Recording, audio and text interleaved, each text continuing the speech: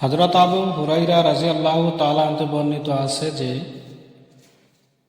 রাসূলুল্লাহ সাল্লাল্লাহু আলাইহি সাল্লাম ইরশাদ করিয়াছেন, তোমাদের মধ্যে কেহ যখন ঘর হইতে ওযু করিয়া মসজিদে আসে তখন ঘরে ফিরা পর্যন্ত নামাজের সওয়াব পাইতে থাকে। হযরত আবু হুরায়রা রাদিয়াল্লাহু তাআলা হতে বর্ণিত আছে যে আল্লাহ নবী বলছেন, কোনো মানুষ যখন উত্তম রূপে ওযু করি মসজিদে নামাজ পড়ার জন্য যায় তখন সে মানুষটা ঘরে ফিরা পর্যন্ত সে মানুষটা নামাজের সওয়াব পাইতেই থাকে। অতঃপর রাসূলুল্লাহ সাল্লাল্লাহু আলাইহি সাল্লাম নিজের এক হাতের আঙ্গুলগুলো অপর হাতের আঙ্গুল সমূহের মধ্যে ঢুকাইয়া বলিলেন, এইরূপ করা উচিত নয়। ফায়দা অর্থাৎ যেমন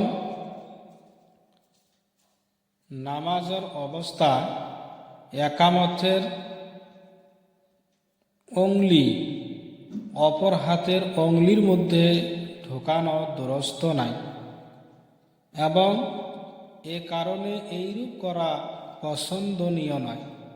তেমনি যে ব্যক্তি ঘর হইতে ওযু করিয়া নামাজের উদ্দেশ্যে মসজিদে আসে তাহার জন্য এইরূপ করা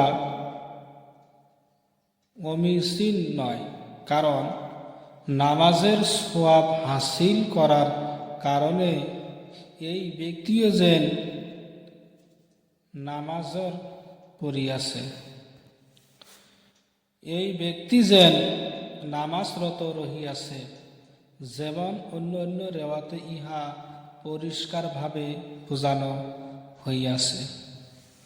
তার মানে যখন আমাদের নামাজ আমরা দাঁড়াই তখন একজন মানুষ কি করি, আমরা হাত সাধারণভাবে বাঁধি, এটা ঠিক না। তার মানে নামাজের মধ্যে দাঁড়াইলে আপনি সব কিছু ছেড়ে দিয়ে দাঁড়াইবেন।